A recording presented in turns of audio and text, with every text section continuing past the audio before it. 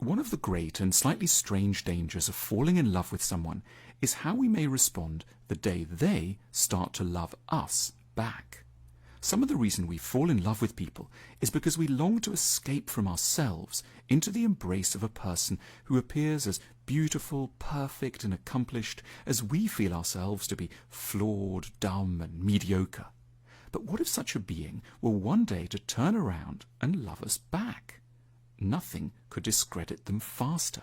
How could they be as divine as we'd hoped for when they have the bad taste to approve of someone like us? It turns out that one of the central requirements of a good relationship is a degree of affection for ourselves, built up over the years, largely in childhood. We need a legacy of being deserving of love in order not to respond very obtusely to the affections granted to us by adult partners.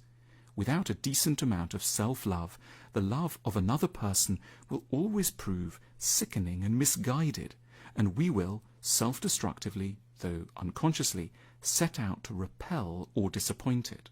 It will simply feel more normal and therefore comfortable to be disliked or ignored when that is mostly what we have known. If we're not wholly convinced of our own lovability, receiving affection can appear like being bestowed a prize for an accomplishment we don't feel we ever earned. People unfortunate enough to fall in love with self-hating types must brace themselves for the recriminations due to false flatterers. There is an old joke made by Groucho Marx about not deigning to belong to a club that would accept someone like him as a member. We laugh at the Marxist position because of its absurd contradictions. How is it possible that we should both wish to join a club and yet lose that wish as soon as it comes true? Why wouldn't we just be happy to have been allowed into this club? The answer lies in self-hatred, because for many of us, being accepted into a grand and beautiful club doesn't feel like what our inner psyches have been shaped to accept.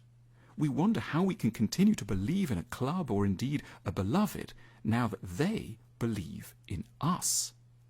There is usually a troubling Marxist moment in every relationship, a moment when it becomes clear that love is going to be reciprocated, that we won't simply admire someone from afar without hope of mutuality. The way the crisis is resolved depends on the balance between self-love and self-hatred in our own characters. If self-hatred gains the upper hand, then the one who is being loved back will declare that the beloved, on some excuse or other, is just not good enough for them. Not good enough by virtue of associating with no goods. But if self-love gains the upper hand, then both partners may accept that seeing their love reciprocated is not proof of how low the beloved is, but instead of how lovable they have themselves turned out to be. It emerges that knowing how to love ourselves a little can be one of the kindest and therefore most romantic things we can ever learn to do for our partners.